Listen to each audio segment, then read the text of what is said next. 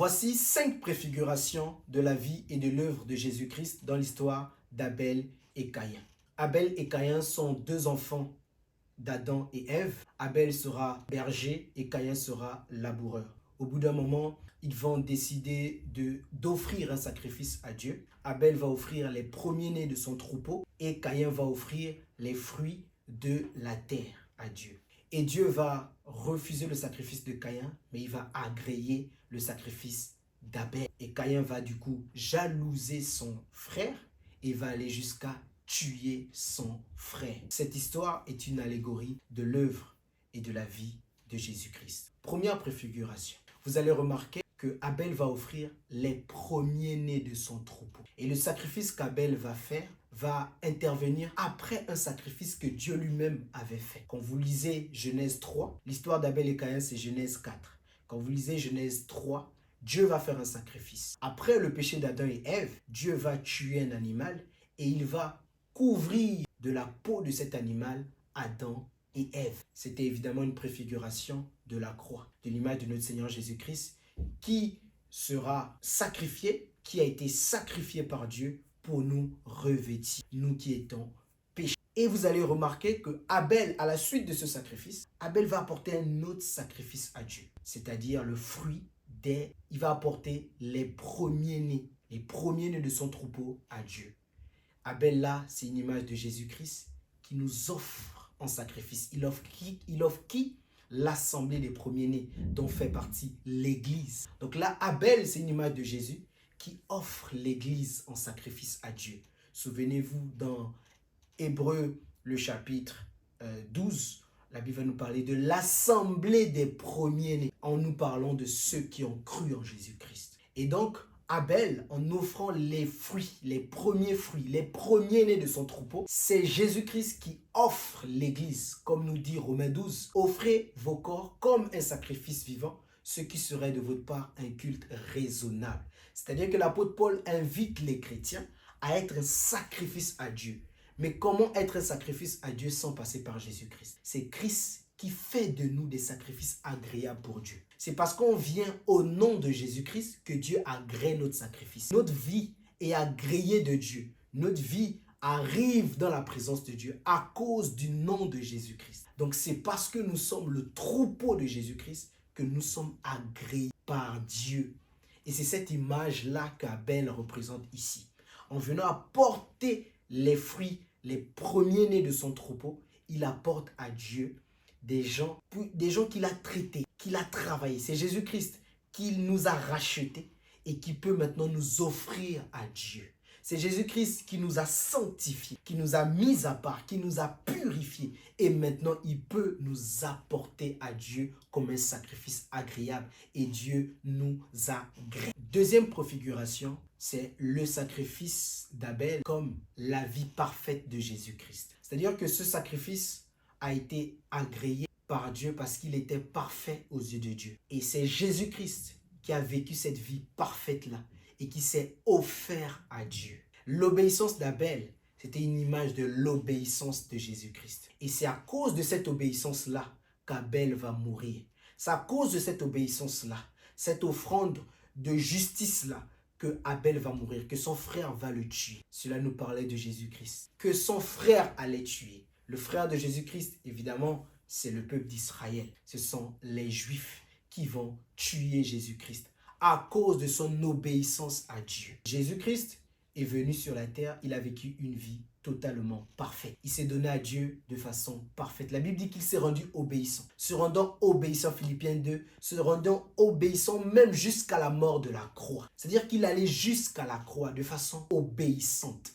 Et il a vécu une vie qui plaisait à Dieu. La Bible dit qu'il ne s'est jamais rendu coupable d'aucun péché. Qu'est-ce qu'il a fait? Il pardonnait les péchés, il guérissait les malades, il pardonnait ceux qui lui faisaient du mal, il donnait des bonnes paraboles, il prêchait la repentance, il prêchait la bonne nouvelle. Et tout cela, les Juifs, jaloux qu'ils seront, ils vont être jaloux de toute cette perfection-là. Mais comment quelqu'un peut pardonner les péchés? Comment un homme comme nous? C'est-à-dire que la divinité de Jésus-Christ, la perfection de Jésus-Christ va déranger les Juifs. Au point où dans Jean 5, ils vont dire, mais il se fait même égal à Dieu. se faisant appeler fils de Dieu, se faisant égal à Dieu. Tout cela en fait va choquer les Juifs, va énerver les Juifs parce qu'il pardonnait même les péchés. Mais qui est cet homme qui pardonne même les péchés? Donc les Juifs seront scandalisés, ils seront jaloux, ils seront complètement dévastés par rapport à la vie de Jésus-Christ, à son obéissance, à ses paroles. Et ils vont dire, malgré que les chefs religieux juifs, c'est-à-dire les souverains sacrificateurs, Caïphe, Anne, vont dire que Jésus n'a aucun défaut. Ils vont examiner Jésus, ils vont dire mais il n'a aucun défaut. Ils vont même aller aussi chez les rois romains, Hérode et Pilate. Ils vont aussi dire que Jésus n'a aucun défaut. Mais les Juifs vont dire, nous avons une loi et à cause de notre loi, il doit mourir. Pourquoi? Parce que pour eux, Jésus s'était fait fils de Dieu. Il n'était pas pour eux fils de Dieu. C'est-à-dire que Jésus ne s'est jamais beaucoup proclamé « je suis fils de Dieu, je suis fils de Dieu ». Non. Mais par ce qu'il disait et par ce qu'il faisait, ils ont compris que « mais toi, tu es en train de nous dire que tu es Dieu. Depuis quand un homme peut pardonner les péchés ?» Et à cause de cela, ils vont le jalouser et ils vont le tuer. Ils vont demander à ce qu'on l'exécute. C'est cette image-là de la perfection de la vie d'Abel qui offre un sacrifice à Dieu, qui offre en vérité une vie parfaite à Dieu. C'est cette image-là, c'est Jésus-Christ qui offre sa vie parfaite à Dieu. Et son frère, jaloux, va le tuer. Troisième préfiguration dans cette histoire, c'est la naissance de Seth. Après la mort d'Abel, Adam et Ève vont avoir un troisième fils. En tout cas, vont voir un autre fils qui va naître, c'est-à-dire Seth. Dans Genèse 4, à partir du verset 24, vous allez lire la naissance de Seth. La Bible va dire que c'est la naissance de Seth qui va apporter l'invocation de Dieu. C'est-à-dire que tant que Seth n'était pas né, on n'invoquait pas Dieu. Mais Seth va naître suite à cause de la mort d'Abel. La Bible va dire que Seth sera le remplaçant, que Dieu a donné Seth pour remplacer Abel. Donc ça veut dire que la mort d'Abel a été le canal par lequel les hommes ont pu maintenant invoquer Dieu. C'est-à-dire qu'à cause de la mort d'Abel, Seth est arrivé et on a commencé à invoquer Dieu. Donc la mort d'Abel, c'est l'image de la mort de Jésus-Christ. Qui maintenant, après cette mort, les hommes peuvent maintenant invoquer Dieu. Parce que sans la mort de Jésus-Christ, aucun homme ne peut se rapprocher de Dieu. C'est-à-dire que les hommes peuvent crier Dieu, ils peuvent faire beaucoup de sacrifices. Peu importe la religion, musulman, bouddhiste, peu importe qui que vous soyez. Sans Jésus-Christ, personne ne peut invoquer Dieu. C'est Jésus-Christ qui est la porte d'entrée dans le royaume de Dieu. C'est Jésus-Christ qui est la porte d'entrée à l'oreille de Dieu, dans la maison de Dieu. C'est Jésus-Christ. Pour invoquer Dieu, afin que Dieu nous écoute, il faut passer par Jésus-Christ. Voilà pourquoi quand on prie, on dit au nom de Jésus-Christ. C'est comme si vous partez dans une banque. Vous avez aujourd'hui l'homme le plus riche du monde, c'est qui est Elon Musk. C'est comme si vous partez à la banque. On vous dit que vous pouvez prendre l'argent d'Elon Musk, que vous pouvez acheter tout ce que vous voulez avec. Mais vous partez à la banque sans le nom d'Elon Musk. C'est là on vous demande, mais vous êtes venu en quel nom? Vous venez chercher l'argent dans le compte bancaire de qui? Vous voyez? Et vous n'avez pas le nom d'Elon Musk. Ça ne sert à rien. C'est-à-dire que vous ne pourrez pas avoir toute cette richesse-là. Le banquier ne peut rien vous donner. Il vous faut la signature et le nom d'Elon Musk. Vous voyez?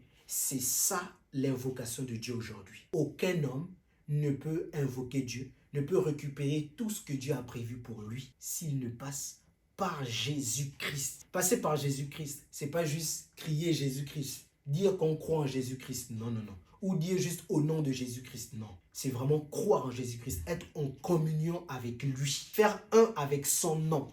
La Bible dira dans Apocalypse 19 que son nom, c'est la parole de Dieu. Le nom de Jésus, c'est la parole de Dieu. Ça veut dire que son nom, être en communion avec son nom, c'est être en communion avec la parole de Dieu. Donc c'est parce que nous sommes en communion avec la parole de Dieu que nous pouvons invoquer le nom de Dieu. Et à cause du sacrifice de Christ, à cause de la mort et la résurrection de Jésus-Christ, nous avons accès à Dieu. Souvenez-vous que quand Jésus est mort, le voile du temple s'est déchiré du haut en bas. Du haut en bas parce que justement c'est Dieu lui-même qui a déchiré ce temple. Un homme, si c'était un homme, on devait dire du bas en haut. Mais comme c'est Dieu lui-même, c'est du haut en bas. C'est-à-dire que du ciel sur la terre. le voile du temple a été déchiré. Vous savez, le peuple d'Israël, Dieu, quand il marchait dans le désert avec son peuple, il a voulu être présent physiquement. Et il a dit à Moïse, va me créer, va me construire un tabernacle. Le tabernacle, c'était pour que c'est Dieu qui habite au milieu de son peuple. Et il y avait 3 parties dans le tabernacle. Le parvis, le lieu saint et le lieu très saint. Et la présence palpable de Dieu la présence tangible de Dieu était dans le lieu très saint. Et pour rentrer dans le lieu très saint, aucun homme ne pouvait rentrer dans le lieu très saint si ce n'est que le souverain sacrificateur. Une fois chaque année, il partait là-bas pour demander pardon pour ses péchés et les péchés du peuple. Une fois seulement par année. Et il n'était même pas sûr de ressortir. Il pouvait entrer là-bas et mourir après, directement, si Dieu n'agréait pas le sacrifice qu'il venait donner. Voilà pourquoi on mettait par exemple des cloches sous sa tunique. Il y avait beaucoup de choses mises en place parce que il pouvait ne pas revenir, il pourrait ne pas sortir. Voilà pourquoi il y avait tout un processus avant qu'il n'aille. Il faisait une nuit sans dormir où on devait, les sacrificateurs devaient lire la parole de Dieu pour qu'il soit sanctifié. C'est-à-dire qu'on fait tout pour qu'il ne dorme même pas, pour qu'il ne soit pas attaqué par une mauvaise pensée. Mais toute la nuit, on lit la parole de Dieu pour lui, pour qu'il soit connecté à Dieu, pour qu'il soit vraiment pur. Parce que quand il rentre là-bas, s'il y a une ombre, si Dieu voit une ombre des péchés, il meurt. Vous voyez un peu. Donc c'est pour vous dire le niveau de sainteté de Dieu. Le niveau. Là, je n'ai rien dit, on peut faire une vidéo sur ça. Les étapes qu'il fallait accomplir avant d'entrer là. Pour montrer que Dieu est tellement saint. Waouh! C'est-à-dire que, mais Dieu, qu'est-ce qu'il a fait? Lorsque Jésus est mort, ce voile, le voile qui séparait justement le lieu saint et le lieu très saint, c'est totalement ouvert. Et Dieu a dit, maintenant, comme à la croix, ses 2 bras étaient ouverts, ses 2 bras étaient tendus. Maintenant, il dit, je tends les mains à tout homme qui se répand et qui croit en Jésus-Christ. C'est-à-dire, tout homme qui se répand de ses péchés et qui croit en Jésus-Christ peut maintenant venir à Dieu. Se repentir, se faire baptiser et avoir foi en Jésus-Christ te fera entrer maintenant dans la présence de Dieu et fera en sorte que tu puisses maintenant invoquer Dieu quand tu veux. Voilà pourquoi Hébreux 4, le verset 16 nous dira, nous qui avons Jésus-Christ, nous pouvons maintenant nous approcher du trône de grâce avec assurance. C'est-à-dire que nous nous approchons maintenant de Dieu avec assurance parce que nous savons que Jésus, son corps a été déchiqueté. C'est le voile du temple qui a été totalement ouvert. On a cette assurance-là. Donc sans la mort de Jésus-Christ, personne ne peut invoquer Dieu. Sans passer par Jésus-Christ, personne ne peut se rapprocher de Dieu. Et c'est cette image-là, en fait, qu'Abel était en train de représenter. Après sa mort, Seth est né. L'invocation de Dieu a commencé. 4e préfiguration de Christ dans la vie d'Abel, c'est justement le verset qui nous parle de cette foi-là, qui rend témoignage de la foi d'Abel. Dans Hébreux 11, à partir du verset 4, la Bible va dire que c'est par la foi qu'Abel a offert un sacrifice plus excellent que Caïn. Ça veut dire que Abel, en offrant le sacrifice des premiers-nés de son troupeau, la Bible dit que c'est par la foi qu'il le faisait. Et ce sacrifice était plus excellent que celui de Caïn. Ah, ok. Déjà, on voit que là, Dieu met en comparaison le sacrifice qu'Abel a fait et le sacrifice que Caïn a fait. Donc, Dieu marque la différence. Et donc, on doit chercher, mais où est la différence entre les 2 sacrifices? Et une information que vous devez savoir, dans Hébreux 11, ce qu'on intitule les héros de la foi, à chaque fois que vous écoutez, c'est par la foi qu'Abraham a fait ceci, c'est par la foi que Moïse a fait ceci, il faut simplement vous dire que la Bible est en train de nous parler de Jésus-Christ. En fait, quand les hommes font des choses par la foi, quand Abraham faisait ce qu'il faisait par la foi, quand Moïse a fait ce qu'il a fait par la foi, en fait, ça représentait Jésus-Christ, ça imageait l'œuvre et la vie de Jésus-Christ. Voilà pourquoi on dit c'est par la foi qu'il faisait cela. Parce que la foi véritable, c'est Jésus-Christ lui-même. Souvenez-vous dans Galates, le chapitre 3, à partir du verset 25, Paul va dire que maintenant que la foi est venue, nous ne sommes plus sur le pédagogue qui est la loi. C'est-à-dire que la foi est venue. Donc la foi, c'est toute une personne qui est venue et qui nous a enlevé ou qui a enlevé les Juifs de la loi. C'est une personne, la foi.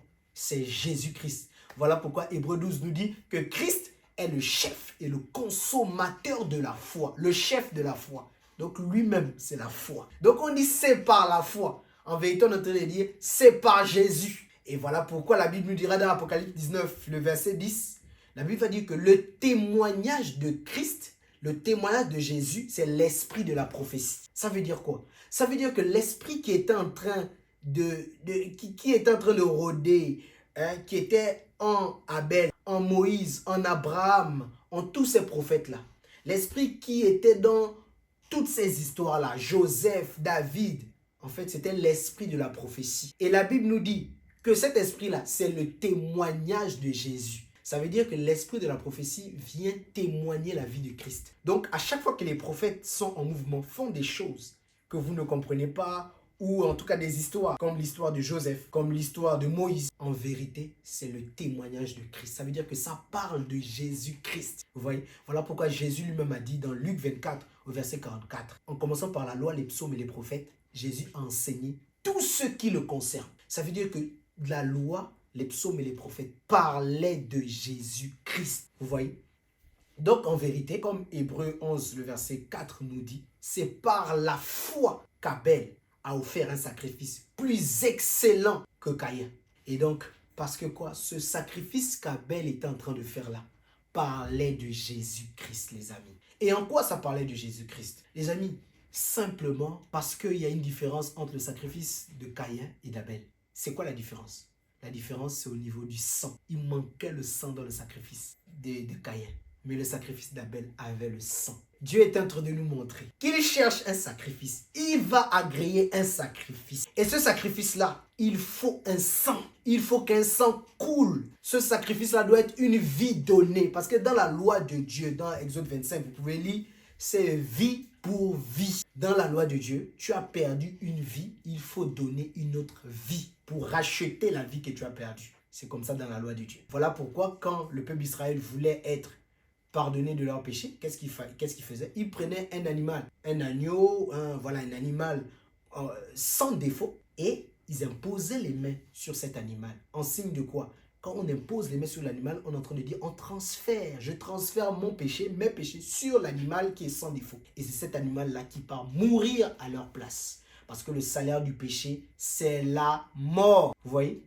Et justement, Dieu était en train de nous dire que moi, je cherche un sacrifice. Je cherche le sang, je cherche une vie pour remplacer votre vie qui a été perdue. Parce que le premier Adam a perdu une vie parce qu'il s'est rendu esclave du péché. Il est tombé dans la mort. Dieu avait déjà prévenu Adam en lui disant, le jour où tu mangeras du fruit de l'arbre de la connaissance du bien et du mal, tu mourras, tu mourras. Dieu avait déjà dit à Adam qu'il devait mourir spirituellement et mourir physiquement. Vous voyez? C'était la conséquence liée à son péché. Et donc, Adam a donc perdu la vie. Il est tombé dans la mort. Il s'est rendu esclave au péché. Car il est écrit que celui qui se livre au péché devient esclave du péché. Et il faut du coup racheter cette vie-là qu'Adam a perdue. Et donc, il faut une autre vie. Mais la vie qu'il faut, c'est-à-dire le sang qu'il faut, parce que le sang, c'est la vie, nous dit la parole, Lévitique 17. C'est-à-dire que le sang, c'est la vie. Donc, il faut un sang, il faut une vie, mais une vie comme celle qu'Adam avait au début, comme celle qu'il a perdue. C'est-à-dire une vie sans péché. Le premier Adam nous a fait tomber dans la mort. Il faut que on donne à Dieu une vie sans péché pour racheter la vie qui était sans péché, qui a été perdue. Et voilà pourquoi le sacrifice d'Abel nous parlait de Jésus-Christ, parce qu'il y avait le sang à l'intérieur. Et Dieu nous annonçait qu'il voulait un sang, mais pas n'importe quel sang, un sang pur. Et on va le voir par la suite. Cinquième préfiguration qui nous parle de Jésus-Christ dans cette histoire, c'est encore ce qu'on dit d'Abel dans Hébreux 11, le verset 4. La Bible va parler de la mort d'Abel le juste. La mort d'Abel le juste. Donc la Bible nous donne un autre indice, un autre détail de la mort d'Abel. Il dit qu'Abel était juste. Ah, vous êtes d'accord avec moi? L'apôtre Jean nous a déjà clairement dit, Jésus-Christ le juste, c'est notre avocat. En vérité, Abel encore est une préfiguration de Jésus-Christ. Car le véritable juste, c'est Jésus-Christ. L'homme qui n'a point de défaut. L'homme qui n'a jamais péché. Et c'est la mort d'un juste que Dieu avait besoin. C'est la mort d'un juste dont Dieu avait besoin. Voilà encore une préfiguration de notre Seigneur Jésus-Christ. Ah oui, on a vu tout à l'heure que Dieu avait besoin d'un sang. Il avait besoin d'une vie, mais pas n'importe quelle vie. C'est-à-dire que toi qui me regardes, tu ne pouvais pas mourir pour moi. Moi que tu regardes, je ne pouvais pas mourir pour toi. Non, non. Non, mais il fallait un juste. Pourquoi? Parce que toi et moi, nous avons été souillés par le péché. Toi et moi, on a déjà péché un jour dans notre vie. Mais il fallait quelqu'un qui n'a jamais péché. Voilà pourquoi la Bible dit que Dieu a cherché. Il a regardé sur la terre. Il n'a vu aucun juste parmi les hommes. Aucun. Donc, il n'y avait personne pour pouvoir sauver les hommes. Parce qu'il fallait un sang qui soit donné, mais ce sang devait être sans péché. La Bible va dire dans Psaume 49, à partir du verset 7, la Bible va dire que les hommes ne peuvent pas se racheter entre eux. Dieu a regardé quand même les hommes comme ça. Il a dit non, aucun ne peut racheter l'autre parce que tous sont pécheurs. Tous ont le péché en eux, ont été souillés par le péché. Donc Dieu a besoin de faire une substitution. C'est-à-dire Dieu a besoin, comme il faisait avec les animaux, mais le sang des animaux ne pouvait pas racheter l'homme. Parce que pour racheter un homme, il faut un autre homme. Il ne faut pas un animal. Vous voyez, l'âme de l'animal ne peut pas racheter l'âme de l'homme. Non, non. L'âme de l'homme est trop chère, nous dit la parole. Psaume 49, l'âme de l'homme est chère. Et donc, les hommes entre eux, nous dit la parole. Psaume 49, à partir du verset 8, 7, nous dit que les hommes entre eux ne peuvent pas se racheter. Parce que l'âme de l'homme est chère. Donc, toi qui me regardes, tu ne peux pas me racheter. Moi, je ne peux pas te racheter. Tu vois? Mais il faut un homme juste qui n'a jamais commis le péché et qui donnera sa vie pour nous, qui va faire cet échange où Dieu va mettre nos péchés sur cet homme juste et nous, injustes, Dieu va mettre la justice de cet homme sur nous. C'est ce que Dieu voulait. Et là, vous allez voir que Dieu n'a trouvé aucun homme. Et voilà pourquoi il est venu lui-même. C'est ce qu'on appelle l'amour de Dieu, mes amis. Ah! Et Dieu va venir lui-même. Et vu que c'est un homme qui peut sauver un autre homme, selon la loi de Dieu. Quand vous lisez les lois du rachat, on va faire des vidéos sur les lois du rachat. Il n'y a qu'un homme qui peut sauver un autre homme. Donc Dieu était obligé de devenir faible, de quitter toute sa gloire et de porter un corps humain pour venir nous sauver. Mais il n'y a que son sang, le sang d'un Dieu, le sang du Dieu humain qui pouvait nous sauver. C'est-à-dire, le prix auquel toi et moi on a été sauvés est grand. C'est carrément le sang d'un Dieu. Le sang de Dieu, pas d'un Dieu, de Dieu lui-même. Waouh! C'est-à-dire que Dieu lui-même, il participe à la chair et au sang. Il vient, oh, le mystère de la piété dont nous parle Paul. Dieu manifesté en chair, il vient lui-même. Il vit une vie totalement juste. Parce qu'il est juste, c'est sa nature. Tu veux que lui peut pécher? Tu crois qu'il pouvait pécher? Jésus-Christ? Non, non. Il a été tenté en tout. Mais parce qu'il est Seigneur des Seigneurs, Roi des Rois, Dieu fait chair, le péché ne pouvait avoir aucun impact sur lui. Et il est venu, Jésus-Christ, il est mort. Donc il a payé le prix pour toi et moi. C'était sa mission. Et le Fils de l'homme est venu pour donner sa vie en rançon. Il est venu payer un prix. La rançon, c'est le fait de payer un prix. Waouh, waouh, waouh. Les amis, qui a compris aujourd'hui l'œuvre salvatrice de Jésus-Christ? Oui, oui, oui, oui, oui, oui. Abel, image de Jésus-Christ. Abel le juste qui est mort, qui a été tué par son frère. Jésus le juste qui a été tué par ses frères les Juifs. Wouh! Ah, j'aime ça. Waouh, c'est magnifique les amis, c'est magnifique. Pour ne pas que la vidéo soit longue, on va s'arrêter là. On va faire d'autres vidéos. Mais voici là les 5 préfigurations qu'on peut voir de Jésus-Christ dans la vie d'Abel. Et je finis en vous disant que quand la Bible dit dans Hébreux 12, le verset 24, parce que beaucoup ne comprennent pas ce passage, quand la Bible dit que le sang de Christ, de Jésus, parle mieux que le sang d'Abel. Ah, c'est important de le comprendre. Ça veut dire le sang d'Abel, la Bible dit que le sang, quand Caïn a tué Abel, le sang d'Abel réclamait quelque chose. En gros, se plaignait devant Dieu que mes vengeances, Seigneur Dieu, il faut me venger. Mon frère m'a fait du mal. Le sang a une voix, le sang parle, nous dit les Écritures. La voix, la Bible dit que la voix du sang d'Abel est arrivée à Dieu. Le sang a une voix. Et donc la voix d'Abel, la voix du sang d'Abel retentissait devant Dieu en disant « Venge-moi de mon frère, venge-moi de mon frère ». Oh Dieu, non, non, non. Regardez, Caïn a fait ça à Abel, mais pourtant, Dieu a même encore protégé Caïn après. Dieu n'est pas là pour te venger, pour commencer à venger les gens. Non, nous, on ne doit pas demander cette vengeance-là. Non, non, non, non. Dieu, voilà pourquoi le sang d'Abel ne parle pas mieux que le sang de Jésus. Parce que le sang de Jésus parle. Mais qu'est-ce qu'il dit à Dieu? Le sang de Jésus dit, pardonne-leur, pardonne, pardonne, pardonne. Ah, voilà pourquoi la première parole de Jésus, voilà parmi les 7 paroles qu'il a données à la croix, il a commencé par Père, pardonne-leur, car ils ne savent pas ce qu'ils font. C'est-à-dire que le sang de Jésus crie réconciliation, crie pardon, crie amour, crie Père, pardonne ses enfants, pardonne celui qui a péché, pardonne-leur. Et le sang d'Abel crie vengeance, vengeance. Ne sois pas comme le sang d'Abel et sois à l'image de Jésus-Christ qui aime pardonner ses frères, qui aime pardonner ses amis, qui aime et pardonne même ses ennemis. Oui, les Juifs jusqu'aujourd'hui parlent mal de Jésus-Christ. Oh, c'est un imposteur, c'est ceci. Certains en tout cas, se sont transformés en ennemis. Et pas seulement les Juifs. Il y a aussi des non-juifs, donc des personnes des nations qu'on appelle les païens. Ceux qui ne croient pas, certains parlent mal de Jésus-Christ, sont ennemis. Mais la Bible dit que Dieu fait pleuvoir sa pluie sur les bons comme les mauvais. Mais Dieu leur donne toujours le souffle de vie. Dieu leur donne toujours à manger. C'est-à-dire qu'il fait du bien à ses ennemis. Toujours. Ah, Jésus-Christ. Les amis, retrouvons-nous pour une prochaine vidéo. J'espère que cette vidéo vous a fait du bien. Et n'hésitez pas, si vous voulez en savoir plus sur Jésus-Christ, vous pouvez nous contacter, en tout cas sur mes différents réseaux. Si vous voulez connaître Jésus-Christ, vous pouvez aussi nous écrire. Si vous voulez, vous cherchez une assemblée, vous voulez vous faire baptiser, en tout cas, nous sommes disponibles pour l'œuvre et pour Jésus-Christ. Que Dieu vous bénisse.